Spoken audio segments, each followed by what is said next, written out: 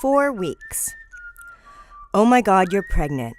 No, really, you are pregnant! And you're already 4 weeks. Seriously. Pregnancy is actually measured from the first day of your last period. So even though you conceived only 2 weeks ago, you're technically 4 weeks along. Your baby is about the size of a poppy seed. And thanks to the flood of pregnancy hormones, you may not be feeling quite like yourself. You may be nauseous, bloated, have sore boobs, feel exhausted, and moody.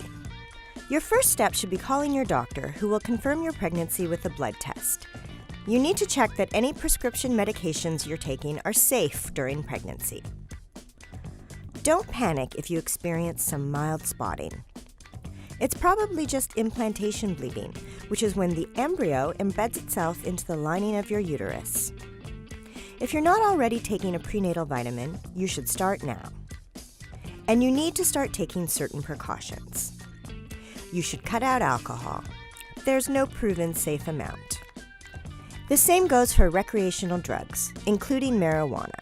If possible, avoid changing cat litter. Cat poop contains a parasite that can cause toxoplasmosis, which can have devastating effects on your baby. If you can't delegate this task, wear gloves and wash your hands with soap and water immediately afterwards. Also, you'll want to get the flu vaccine. It's safe and recommended for pregnant women. Welcome to week 5.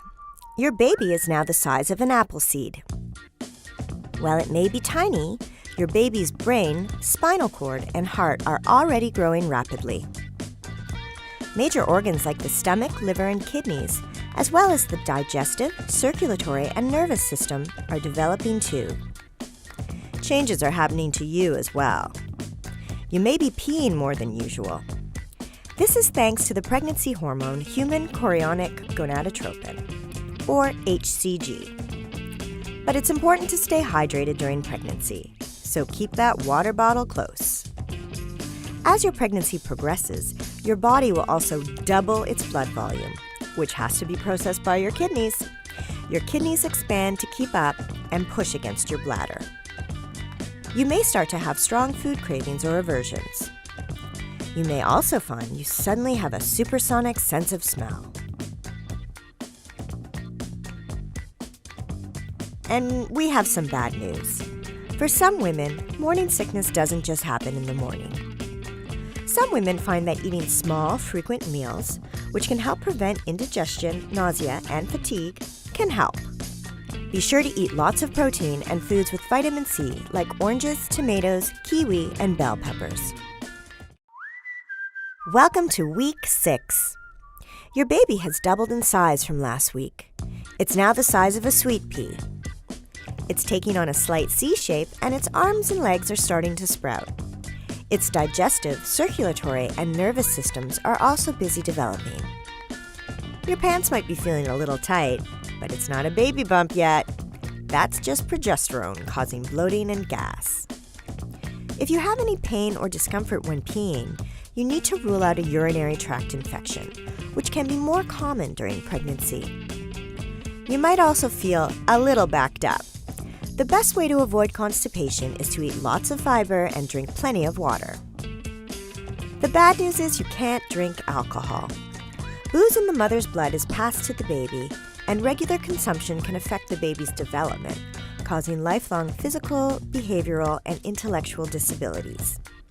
It can even lead to miscarriage or stillbirth.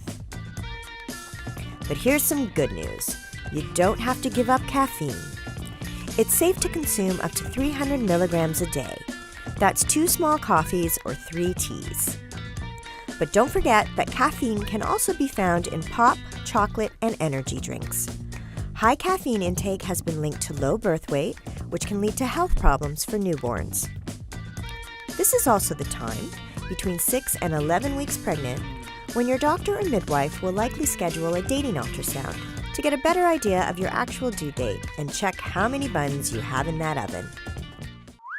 Welcome to week 7.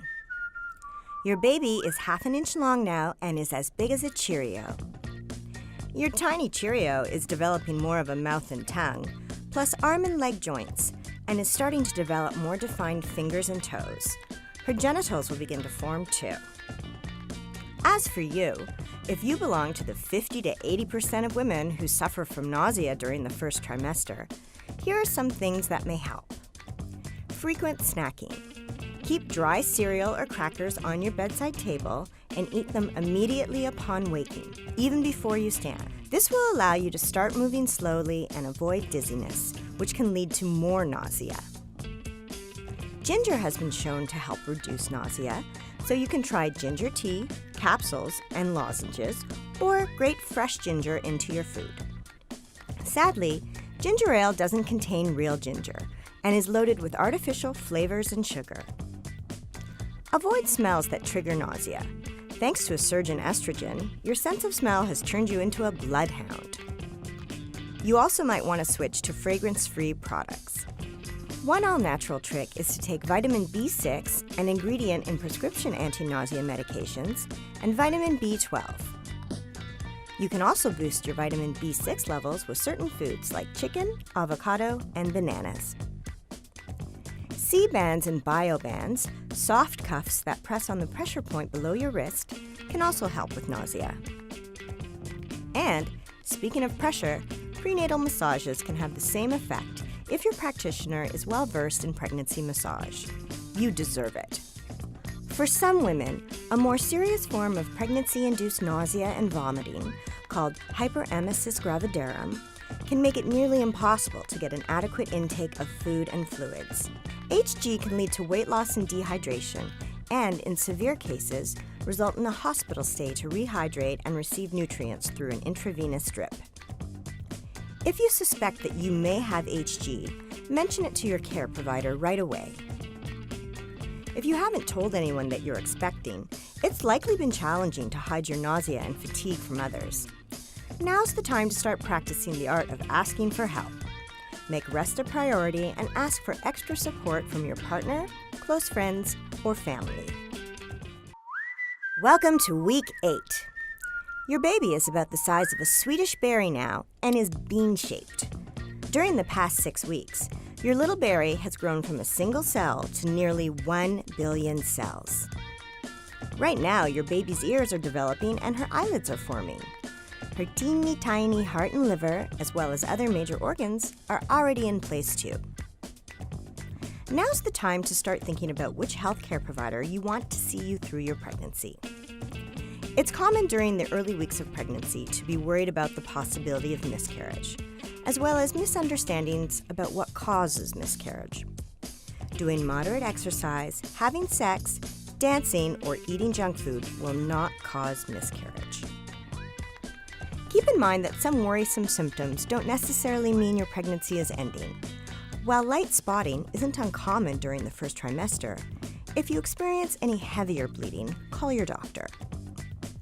Your nausea might be reaching peak puke right about now, and sometimes that prenatal vitamin can feel like it's making things worse. Try not to take it on an empty stomach, or consider taking it at bedtime instead of in the morning. Now's a good time to take a closer look at which cleaning products you're using around the house. Be sure to read all labels for warnings about pregnant women. Beware of greenwashing, though. Not everything labeled natural is actually any better or safer. If you can afford it, switching to eco-friendly and organic options can't hurt. They're also less likely to have a chemical smell, which your newly sensitive nose will appreciate. Changes to your skin can be a big part of pregnancy, too. With the new flood of hormones, many expectant moms find themselves dealing with acne for the first time in years. Using a mild daily cleanser and keeping your hair and hands away from your face will help because increased sebum production is causing trouble. You should also always double-check with your doctor before trying any over-the-counter or prescription products. Some acne treatments aren't safe during pregnancy. On the plus side, you might find that your hair becomes extra thick and glossy. This is because you're shedding less hair thanks to those higher estrogen levels. Welcome to week 9. Now your baby is the size of a piece of macaroni. If you could take a peek inside, you might be able to start guessing whose nose he has. because your baby's facial features are becoming much more distinct. And even though it's too soon to tell by ultrasound, your baby's genitals are becoming more visible. Your baby's heartbeat is also strong enough to hear with a fetal Doppler on your belly. As for you, thanks to pesky levels of HCG, you may be feeling extra nauseous, moody, and exhausted. The extreme fatigue typically lets up once the first trimester hormones simmer down. But in the meantime, sleep whenever you can and keep eating small snacks throughout the day to keep your blood sugar levels stable. You might notice that your pants don't feel as comfortable as usual. That could be your growing uterus, which has already doubled in size. You can put off buying maternity pants a little longer by using a belly band, or by simply looping an elastic band through your buttonhole and wrapping the band around the button. Many women notice that their waistlines thicken before their bumps begin to show. Loose, flowing tops over leggings are another great way to keep your secret under wraps a little longer. You may also find you're gaining weight. This is a good thing. After all, you're growing a human. Your ideal weight gain depends a lot on your pre-pregnancy weight. A woman with an average body mass index, or BMI, should gain about 25 to 30 pounds over the course of her pregnancy. Of course, every woman is different. Some women even lose weight during the first trimester due to the severity of their nausea or food aversions. Welcome to week 10. Your baby is now the size of a strawberry. Her bones and cartilage are now forming, and she's able to kick her tiny legs, though you won't be able to feel it yet. Her organs are fully formed and beginning to function too. She's practicing her swallowing, and her fingernails and hair are starting to grow. At your next prenatal visit, you'll probably be able to hear your baby's heartbeat with the use of a handheld Doppler device. However, if your doctor or midwife can't find a heartbeat, don't freak out. Sometimes the baby is uncooperative or hanging out in a hard-to-locate position, or the placenta is in the way. An ultrasound is a much more reliable method for hearing that rapid swoosh, swoosh, swoosh heartbeat sound. You may also find that you're starting to have especially vivid dreams. This is a common experience during pregnancy. Dreams typically occur during REM sleep, and because you're more likely to be waking up throughout the night, thanks to heartburn, restless leg syndrome, and that pesky bladder, you're more likely to experience REM sleep and remember your dreams. You may experience some mild stomach cramps around this time in your pregnancy. They usually feel less intense than period cramps, and they're often described as a slight tugging sensation in your abdomen. That's your uterus beginning to stretch as it grows at an exponential rate. If your cramps feel worse than your period cramps, touch base with your healthcare provider. Lower back pain sometimes sets in around this time too, due to the pressure of your changing uterus. A warm beanbag or bath can help alleviate these aches. It's best to avoid most medications during your first 12 weeks of pregnancy, so talk to your healthcare provider before taking any. Generally speaking, acetaminophen, i.e. Tylenol, is considered okay in small amounts. Welcome to week 11. Your baby is now about the size of a large Brussels sprout. He has lost the webbing on his hands and feet and now has 10 tiny fingers and 10 tiny toes. His head is oversized. It's about 1/3 to 1/2 of his length. The bones in his little face have formed, and he has earbuds, nasal passages, hair follicles, and a tongue. Thanks to his brand new diaphragm, he's breathing small amounts of amniotic fluid in and out, and maybe even getting the hiccups.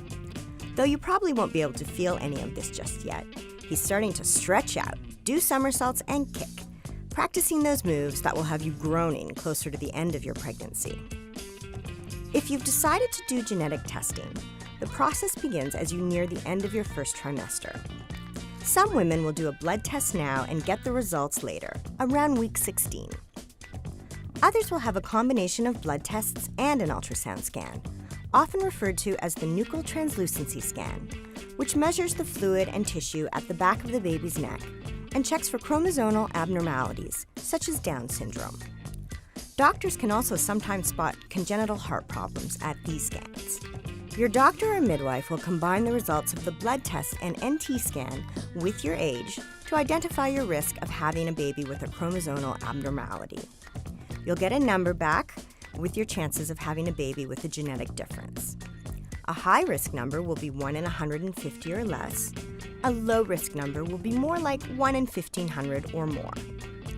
Together with your doctor or midwife, you can decide whether you'd like to pursue further testing. With all the nausea and fatigue you're feeling, exercise may be the last thing you want to do. But there are a lot of benefits to staying active during pregnancy. Making fitness a priority can help regulate weight gain and prepare your body for all the changes that are coming. It won't hurt or jostle the baby. Think of it as training for the ultra-marathon, otherwise known as childbirth. If you're already exercising regularly, be sure to let any instructors or trainers know you're expecting. Keep in mind that your changing balance and loose ligaments might make you clumsier than usual. Low-impact exercise, like water aerobics, free weights, and prenatal yoga or Pilates with a certified instructor are good options. You'll want to avoid exercises that require doing deep twists, lying on your tummy, or staying on your back for long periods. Check with your healthcare provider before starting any new routines. Here's a bonus. Exercise can help you sleep more soundly, which is great for balancing those mood swings. Welcome to week 12. Your first trimester is almost over. Your baby is now the size of a large mushroom. Your baby now has all her organs, muscles, limbs, and bones. She's looking more like a person too, thanks to her eyes moving in from the sides of her head to the front of her face. Her skeleton, which is made of rubbery cartilage right now, is starting to harden into bone. She's also making sucking movements and opening and closing her little hands. While your baby might only be a couple of inches long, your uterus is about the size of a grapefruit. Thanks to all the progesterone and estrogen in your body, your boobs have been looking fuller for the past few weeks too. With the end of the first trimester, your risk of miscarriage drops significantly. Only an estimated 2 to 3% of pregnancies that make it to the second trimester end in miscarriage. After 20 weeks, that drops to less than 0.5%. That's why a lot of women come out of the closet around week 13. If you're telling everyone about your pregnancy this week, get ready. You're about to get an onslaught of unsolicited advice. Get used to it. This continues throughout pregnancy, birth, and parenthood. Have you made up your mind about whether or not you're finding out the sex of your baby? After you make the announcement, everyone is going to ask you what you're going to do. As your baby bump gets bigger, you may need to bite the bullet and buy some actual maternity clothes. Start with some new bras. Maternity pants or jeans are also worth the investment. You'll wear them a lot, and you'll want some stretchy tops. Now that you're moving past the fatigue and nausea of the first trimester, you might feel more like exercising.